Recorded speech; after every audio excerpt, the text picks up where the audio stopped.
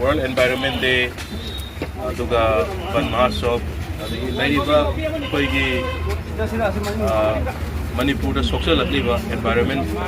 siga mari laina masida campaign nama oina mari laina akoigi Green Revolution Society laiba asigi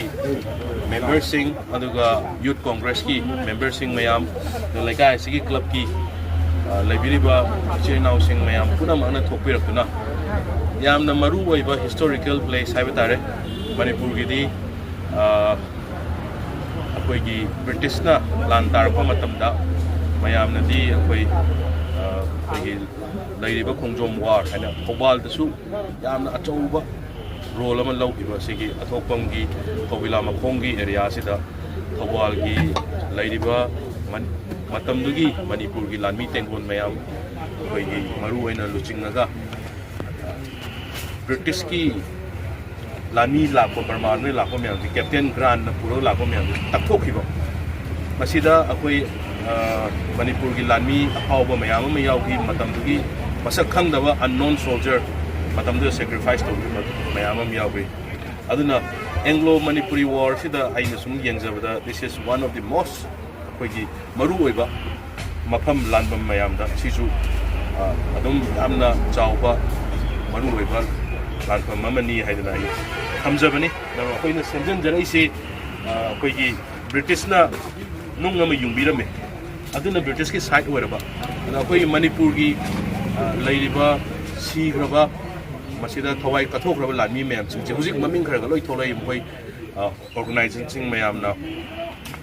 सही खुदिंगिसु Moina function तौबिरी Moina दु अदुम मोइ थिजलगा मसि मणिपुर की side की सीग्रिबा इमुंग मनुंग ma'am सिंगसिसु लेकत हकत तौनबा ममिंग मथा ma'am अमा खोंगुटपिरी अखोई अखंगै मैम हाइबतारे ऑर्गेनाइजेशन मैम मसिसु प्रिजर्व तौबो ओइना अखोई नसिगी सिगी मफम सिदगी हौदोक्सरपनी अखोई की ग्रीन रेवोल्यूशन सोसाइटी सी सही तरह मुक सूरब सही तरह माथोई सूरब अखोई की सोसाइटी ने अखोई हुजिक हौरपदे हौना सिंग कया थाजग्रे अदगी अखोई की लाइफम खुदिंगी चटलगा लाइसंग खुदिंगी चटलगा लाइसंग लिसिंग अमगी मथक्ता चटलगा मदुदसु अखोई थारगा लाई सही चुप्पा कैंपेन मथंग तौरगा लाक्सबनी अदुगा अखोई बाजार मनुंगदा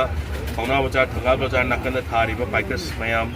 अदगी अखोई सिदगी चलगा मंत्री बुखी की हाई कोर्ट बुकता थाग्रिबा उचार सिंह मैम से अखोई सोसाइटी की मेंबर सिंह सिना लोइनमक मतेंग पांगा तौबिरपनी हुजिकसु अखोई मणिपुर की चेंज लाइबा एनवायरनमेंट सिदा अखोई मफम खुदिंग चलगा खितंगदसु